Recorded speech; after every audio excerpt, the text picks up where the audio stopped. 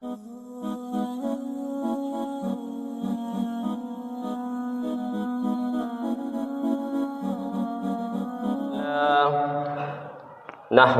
wa nasta'inu wa nastaghfiruh wa na'udzu billahi min shururi anfusina wa min sayyiati a'malina may yahdihillahu fala mudilla lahu wa may yudlilhu fala hadiya lahu asyhadu an la ilaha illallah wahdahu la syarika lahu wa asyhadu anna Muhammadan abduhu wa rasuluh amma ba'du faya ayyuhal mu'minun ittaqullah haqqa tuqati wa la tamutunna illa wa antum muslimun.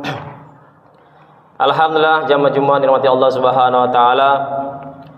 Bersyukur kita pada Allah Subhanahu wa taala yang mana kita masih diberikan nikmat iman, nikmat sehat hingga kita masih berkumpul tempat yang mulia ini dalam rangka melaksanakan perintah Allah Subhanahu wa taala, yaitu salat Jumat secara berjamaah. Salawat beriring salam kepada junjungan alam Nabi besar Muhammad sallallahu alaihi wasallam. Semoga dengan banyak kita bersalawat kita mendapat syafaatnya di yaumil akhir. Amin amin ya rabbal alamin. Alhamdulillah, jamaah Jumat dirahmati Allah Subhanahu wa taala. Sesungguhnya Allah Subhanahu wa taala adalah Zat yang maha mulia. Selain daripada Allah Subhanahu wa taala diberi kemuliaan. Sesungguhnya Allah Subhanahu wa taala adalah Zat yang maha agung. Selain pada Allah Subhanahu wa taala diberi keagungan. Sesungguhnya Allah Subhanahu wa taala Zat yang maha memberi rezeki. Selain daripada Allah Subhanahu wa taala diberi rezeki. Dan sesungguhnya Allah Subhanahu wa taala adalah Zat yang maha menghidupkan. Selain daripada Allah Subhanahu wa taala diberi kehidupan. La ilaha illallah. Alhamdulillah, jamaah mulia, jamaah Jumat dirahmati Allah Subhanahu wa taala. Ketika Allah Subhanahu wa taala ciptakan namanya Nabi Adam alaihissalam, manusia pertama kali hidup di muka bumi ini, maka terlebih dahulu Allah ciptakan yang namanya ruh. Maka Allah Subhanahu wa taala berfirman kepada ruh, "Wahai ruh, masuklah kamu ke tubuh Nabi Adam alaihissalam." Maka ruh pun berkata kepada Allah Subhanahu wa taala, "Wahai Allah, apakah aku harus masuk ke tubuh yang gelap ini hingga 3 kali? Wahai Allah, apakah aku harus masuk ke tempat yang gelap ini?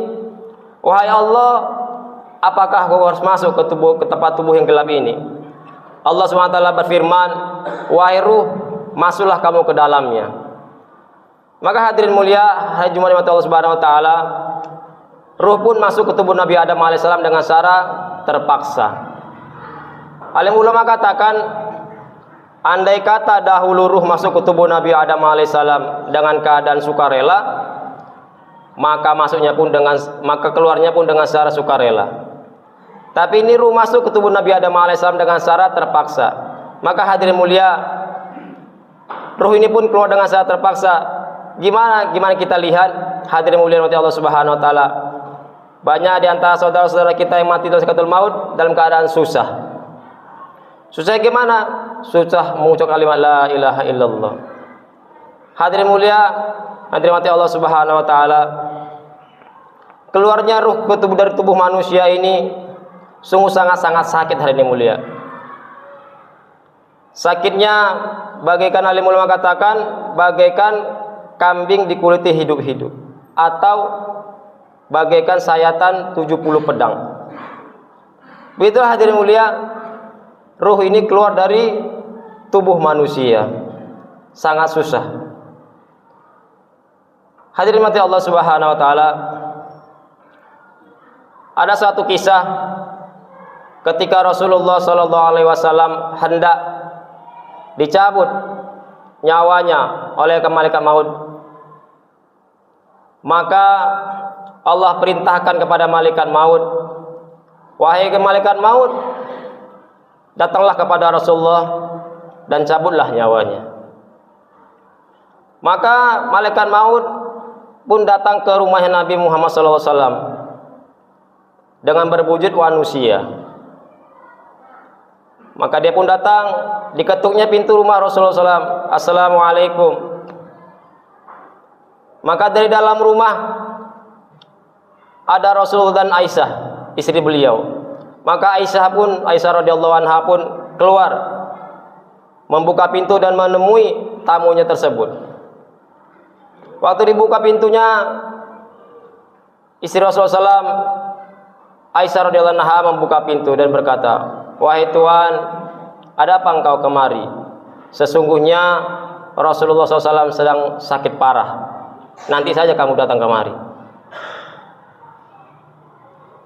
Dan hadirin mulia yang dirahmati Allah Subhanahu wa taala, malaikat maupun berkata kepada Aisyah radhiyallahu anha, "Wahai ummul mukminin, katakan kepada Rasulullah, aku datang."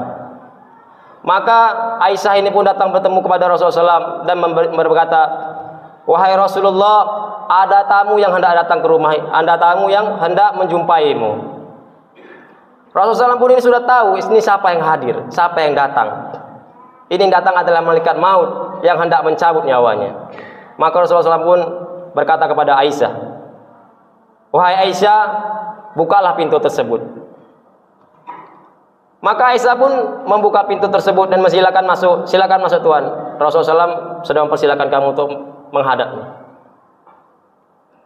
Setelah menghadap, malaikat maupun berkata, "Wahai Rasulullah, aku diperintahkan Allah Subhanahu wa taala untuk mengambil nyawamu."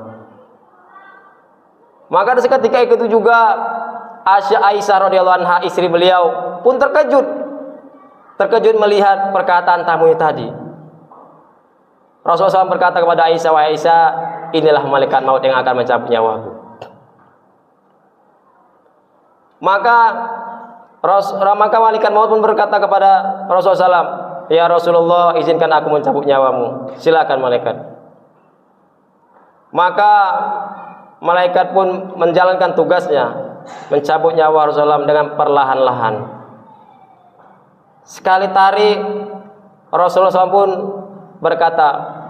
bersabda, "Wahai malaikat maut, apakah sakit seperti ini, sakratul maut?"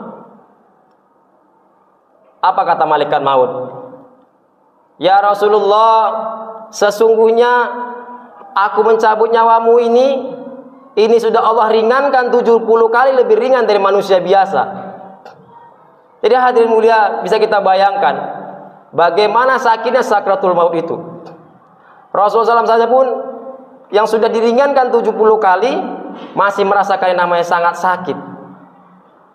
Maka waktu dicabut nyawanya, keluarlah keringat dari dahinya Rasulullah SAW.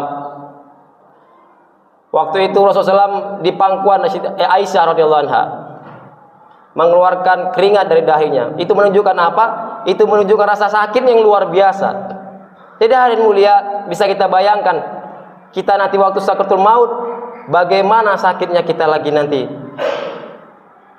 Alhamdulillah jamaah mulia, jamaah rahmati Allah Subhanahu wa taala. Dunia ini hanya sebentar hadirin mulia. Paling hanya 60-70 tahun. Tidak lama-lama.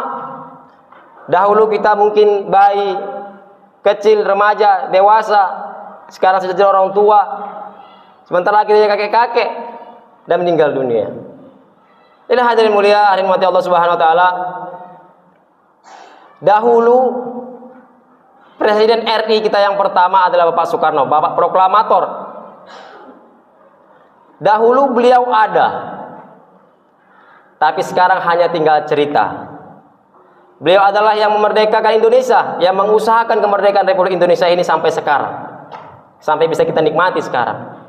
Dahulu beliau ada, tapi sekarang hanya tinggal cerita.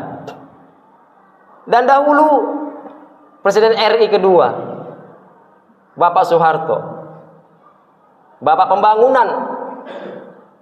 Dulu beliau ada, tapi sekarang hanya tinggal cerita. Presiden RI kita ketiga, Bapak B.J. Habibie, membuat pesawat terbang yang besi bisa terbang. Dahulu beliau ada, tapi sekarang hanya tinggal cerita saja. Dan dahulu pun orang tua kita, bapak kita, ibu kita, kakek kita, nenek kita, mungkin saudara kita kandung, laki-laki atau perempuan atau adik kita. Dahulu ada, tapi sekarang hanya tinggal cerita saja. Apabila mereka meninggal dunia, itu hanya tinggal cerita. Dia hadirin mulia, jamaah Jumat dirahmati Allah Subhanahu wa taala. Sekarang kita hidup di dunia, kita ada. Sesungguhnya alam kubur, mizan, sirat, surga neraka ini masih cerita. Tapi kita hadirin hadirin mulia, nanti waktu kita telah sakratul maut dan meninggal dunia, maka dunia ini yang kita sekarang pijak ini, kita masih bisa bernapas, bersenda gurau dengan anak istri kita, bersama tetangga kita bisa bercengkrama, silaturahim, nanti akan tinggal cerita. Dan akhirat akan nyata. Jadi hadirin mulia, kita sekarang mungkin hanya menceritakan saja tentang akhirat, tentang alam kubur. Alam kubur itu akan datang namanya malaikat mungkar dan nakir, itu hanya cerita saja. Tapi ketahuilah hadirin mulia, waktu nanti bapak kita meninggal dunia, maka dunia yang kita fana ini, yang sebentar ini hanya tinggal cerita, dan alam kubur itu nyata. Malaikat maut, malaikat mungkar nakir yang kita ceritakan itu nanti akan nyata, akan mendatangi kita. Ma rabbuka, siapa Tuhanmu, ma imamuka, dan lain sebagainya. Untuk menjawab ini hadirin mulia, ini bukan kita bisa hafal-hafal, tapi ini kita bisa utarakan dengan iman dan amal soleh kita.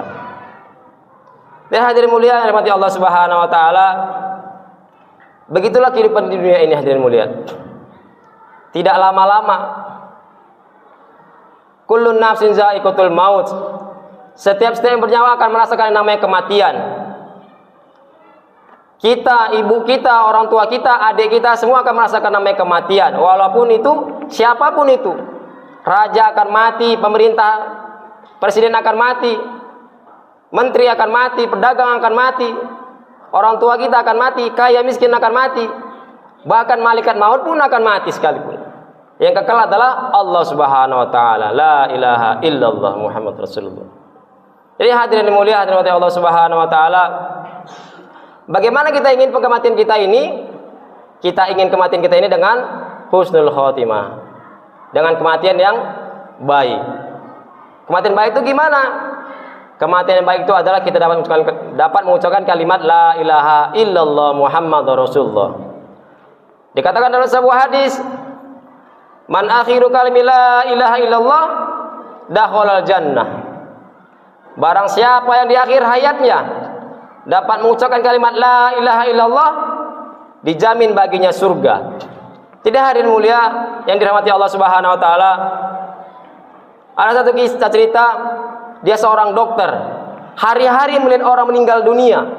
Mungkin satu hari bisa 10 atau 20 kali. Tapi hampir sedikit orang yang mengucapkan kalimat la ilaha illallah. Mungkin dari 1000 orang hanya 5 orang saja yang bisa mengucapkan kalimat la ilaha illallah. Gimana cara kita dapat mengucapkan kalimat la ilaha illallah? Ini harus kita lafazkan setiap hari hadirin mulia. Jumpa pada siapa saja, kita dakwahkan kalimat la ilaha illallah. Gimana kita sekarang kita melihat iklan di televisi, kita akan mengingat iklan tersebut dan akan kita beli ke kedai atau swalayan. Begitu juga hadirin mulia, kalau kita hari-hari mengucapkan kalimat la ilaha illallah, ini akan kita pun tepatri dalam hati kita, di ingatan kita, maka kita pun waktu sakratul maut kita akan mudah mengucapkan kalimat la ilaha illallah. Jadi hadirin mulia, hadirin rahmati Allah Subhanahu wa taala, begitulah keinginan kita semuanya, mati dalam mengucapkan kalimat la ilaha illallah. Semoga kita semua bisa melafazkan kalimat la ilaha illallah. Barakallahu wa lakum fil Qur'anil azim wa nafa'ani wa iyyakum bima fihi minal ayati wa zikril hakim. Wa qur rabbighfir warham innahu wal ghafurur rahim.